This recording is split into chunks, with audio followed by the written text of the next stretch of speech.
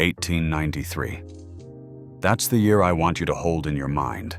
Not a decade, not a technological era, a single year. The year the Chicago World's Fair illuminated 160 acres of lagoon, promenade, and white plaster with an electrical display that was reported in the contemporary press as the greatest concentration of artificial light in human history. And the year, 6 months after the fair closed its gates, that something else went dark, quietly, without announcement, across continents. I didn't know that second event had happened when I started. I wasn't looking for it. I was researching an unrelated question about 19th-century municipal lighting contracts when I found the first reference to it, a single line in a utility ledger from a German city, translated from the original. Supplementary transmission ceased, November 1893, by instruction. Supplementary transmission ceased. I accepted, at first, what any reasonable person would accept. That supplementary transmission meant something mundane. A backup generator, a redundant line, an auxiliary service discontinued for cost reasons. Then I found the second ledger, then the fourth, then the 31st, and I stopped being able to look away. Let me be clear about what we're told happened. The electrification of the 19th century, we're told, was a linear, documented, triumphant march from Edison's incandescent bulb through Tesla's alternating current to the nationwide grids of the early 20th century. Gas lamps gave way to carbon filaments. Carbon filaments gave way to tungsten. Central power stations replaced local dynamos. Transmission voltages climbed, standardization spread, and the world, we're told, was wired. A rational, economic, well-documented evolution. Nothing hidden. Nothing strange. That's the official explanation. Linear, documented, triumphant. Except the ledgers don't match. The architecture doesn't match. And the frequencies don't match. Between approximately 1850 and 1893, across a constellation of cities that the surviving record treats as completely unrelated to each other, evidence survives of a parallel transmission system, not supplemental to the electrical grid we know, predating it, operating alongside it in the decades of overlap. Then, within a window of roughly 18 months centered on late 1893, it was decommissioned simultaneously across every jurisdiction where it had operated, not retired gradually, not replaced by superior technology. Shut down. Instructed to cease by an authority the municipal ledgers reference without naming. I have the ledgers. I have spent a long time collecting them, 31 of them so far. From Leipzig, Prague, Lyon, Torino, Krakow, Odessa, Tbilisi, Valparaiso, Manila, Alexandria, 2 different cities in the American Midwest, a provincial capital in colonial India, 3 Russian governorates, and a scattering of smaller sites I am still verifying. Each ledger references the phrase supplementary transmission or a near equivalent in the local language. Each ledger records a cessation date within 18 months of November 1893. Each ledger, where I have been able to cross-reference the municipal budget in the following fiscal year, shows a dramatic reduction in the line item for what one translator rendered as atmospheric works. Atmospheric works. The phrase is not technical. It is not engineering vocabulary we recognize. It is, however, consistent across the ledgers. Whatever was being transmitted, whatever was being maintained, whatever was being funded by these municipal line items until late 1893 was categorized by the people doing the categorizing as pertaining to the atmosphere, not ground-fed, not wire-bound, atmospheric. This is where the official narrative starts to narrow, because the electrical engineering of the 19th century as it is taught today does not describe an atmospheric transmission system. It describes conductors, it describes generators, it describes the slow, incremental wiring of the industrial world. It does not describe a parallel grid operating on a different principle, serving 31 cities on 4 continents, funded by municipal budgets under categories that do not appear in any modern engineering textbook, and shut down in coordinated succession in late 1893. Not folklore, not misremembering. Infrastructure. The architectural evidence is worse than the ledgers. The buildings that appear in photographs taken before 1893, adjacent to or on top of the sites where the atmospheric works were maintained, share features that no explanation I have received from architectural historians adequately accounts for. Spires, but not steeples. Copper cladding, but not for weatherproofing. Domes finished in gilded metal with configurations that do not match any liturgical or civic iconography of the period. Obelisks placed at precise intervals around the perimeter of public squares in cities whose civic history records no ceremonial reason for their placement. Towers topped with hollow globes of oxidized bronze, often described in the contemporary city directories as ornamental, a word the directories do not apply to any other feature of the same buildings. Decorative. That is the word that recurs in the reclassifications after 1893. What was previously described in engineering registers and municipal works reports as functional became, after 1893, decorative. The towers did not change. The copper did not change. The spires did not change. What changed was the vocabulary used to describe them. The objects were demoted from infrastructure to ornament within a window of perhaps 5 years across every city where they appeared. To date, I have matched 241 such objects in photographs before 1893 that are described in contemporary documentation using functional language. I have matched 189 of the same objects in their same locations in documentation after 1900 described as decorative. The language shifted. The objects did not. Who gave the instruction to change the vocabulary? The frequency is the hardest part of this to talk about because it is the part the documentation treats most carefully and the part modern institutions most consistently refuse to discuss.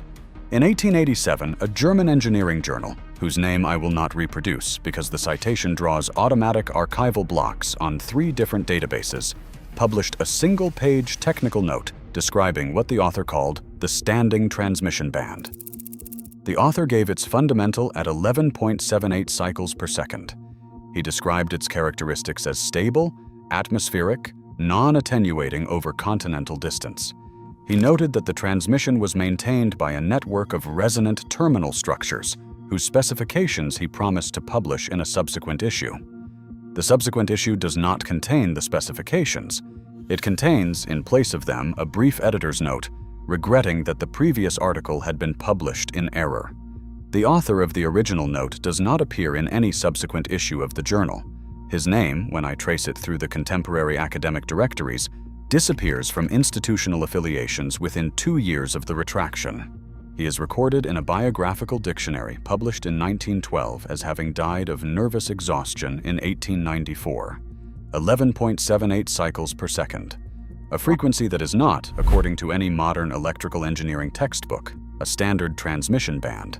A frequency that is not, according to any modern atmospheric physicist I have been able to consult, a naturally resonant band of the ionospheric cavity. A frequency that, according to the 1887 note, was maintained as an artificial standing wave, globally, until the note's author regretted having mentioned it, and then, 6 years later, the transmission ceased. Not theoretical, not fringe. A number specified in a peer-reviewed journal, retracted and erased. The engineer in the 1887 article was not the only one. I have found, in the decade leading up to 1893, 4 additional technical publications in 4 countries that reference, in language varying from cautious to openly speculative, a standing atmospheric transmission operating at a frequency in the low double digits. An Italian physicist in 1884 described it as the continental resonance. A French engineer in 1889 described it as the maintained band. A Russian technical correspondent in 1890 described it as the open transmission. An American electrical pamphleteer in 1891, in a small circulation trade publication in Ohio that survives in exactly 1 library collection, described it as the public current. All 4 articles were retracted, withdrawn, or disavowed within 2 years of publication. 2 of the 4 authors died before 1896. Under circumstances their biographical entries describe with the same evasive vocabulary: nervous exhaustion, sudden infirmity, unexpected decline. The 3rd relocated abroad in 1894 and published nothing technical again. The 4th, the Ohio pamphleteer, simply stopped writing, kept his small printing business, and outlived everyone associated with the suppression by 30 years without ever again publishing a word on electrical subjects. His surviving papers, donated to a county historical society in 1938, include a single handwritten note, undated, that reads, "They came in August. I understood. I do not know what he understood. I do not know who came. I only know that 5 technical descriptions of a functioning atmospheric transmission published in 5 countries inside a 7-year window were followed by 5 careers that ended in silence, death, or disappearance inside a 7-year window after that.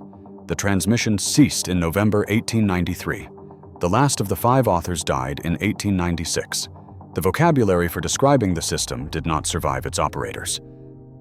The coordination problem is the next problem. 31 ledgers, 31 cities, 4 continents, different administrations, different currencies, different languages, different legal systems.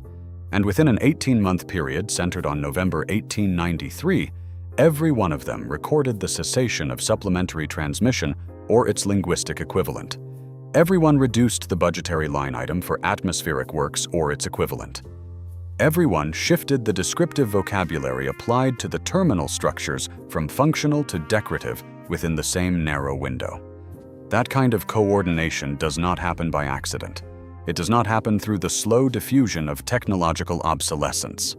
Technologies do not become obsolete in 18 months across 4 continents, simultaneously, in a world whose fastest intercontinental communication was the telegraph.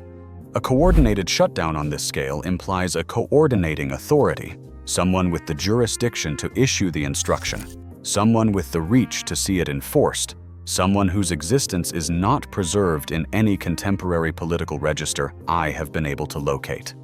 Ask yourself, who had that authority in November 1893? The documentary record provides one answer. No one did. No international body existed with the reach. No empire spanned the necessary jurisdictions. No commercial consortium had the legal standing. And yet the shutdown happened. I do not know who issued the instruction. I genuinely do not know. I do not know what body had the authority to tell 31 municipal governments across 4 continents to discontinue a line of infrastructure their own engineers had maintained for decades. I do not know why November 1893 specifically. I do not know what changed in that month in the relationship between whatever operated the grid and whatever replaced it. I do not know what 11.78 cycles per second actually did. I can tell you what the ledgers record, what the photographs preserve, what the retracted article specified, and what the subsequent archives refuse to confirm. I cannot tell you what was actually being transmitted. But I can tell you this. It was transmitted. It was shut down. And the shutdown was coordinated by someone the surviving record has been purged of. 31 ledgers across 4 continents within an 18-month window. Terminal structures reclassified from functional to decorative. A technical frequency specified in 1887, retracted in 1887, and operating until 1893. A coordinating authority that no contemporary political register preserves. An engineer who published the specification was dead of nervous exhaustion within 7 years of publishing it. Not linear, not documented, not triumphant. And this is what disturbs me most. Not the ledgers themselves. It is the coordinated silence surrounding them. Electrical engineering programs do not teach the 1887 article. Atmospheric physics departments, when asked directly about 11.78 cycles per second, respond that the frequency does not correspond to any known natural resonance of the Earth ionosphere cavity, a phrasing that answers a question I did not ask. History of technology programs treat the 19th century electrification story as complete. and closed. Municipal archives, when contacted about the ledger entries I have cited, return identical form letter responses indicating that the records in question are under review for conservation and not available for external consultation. 4 national engineering archives on 3 continents have now responded to my inquiries in phrasing so similar it reads like a coordinated draft. The cited materials are not available for research at this time. It feels like a door that someone very carefully closed. There is one more thing, and I want to place it here because I do not know what to do with it. In 1961, during a renovation of a municipal square in one of the Central European cities on my list, construction workers disassembling an ornamental bronze globe at the top of a tower that had been classified as decorative since 1902 found inside the globe a cavity. The cavity contained a coil of copper wire wound around a ceramic core connected to a downward-running cable that disappeared into the masonry of the tower itself. The coil was measured, photographed, and catalogued by the Municipal Works Office before the renovation proceeded. The discovery felt real. According to the catalog entry, which exists in a single copy in a regional archive that has since been consolidated into a national institution and reclassified under a restricted access code, the copper coil's electrical characteristics were measured and recorded. The recorded resonant frequency of the coil, as installed, was 11.78 cycles per second. That frequency matters. The tower was decorative.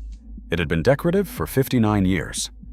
Inside the ornament, sealed behind 60 years of accumulated oxidation and a painted plaster layer that had to be chiseled off, was a functioning resonant component tuned to the same frequency specified in the 1887 article that the journal had retracted, and the author of which had died of nervous exhaustion.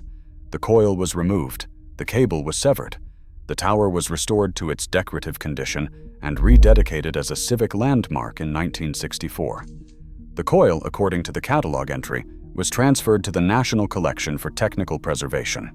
When I requested in 2020 to view the coil in the National Collection, I was informed that the acquisition number did not correspond to any object currently held. It was transferred. It was received. It is not there now. I do not know where it went. I do not know whether the coil in that tower was unique or whether identical coils sit inside identical ornamental globes atop identical towers in every city on my list. Still tuned, still resonant, still connected by cables that run downward into masonry. No one has looked inside in 130 years.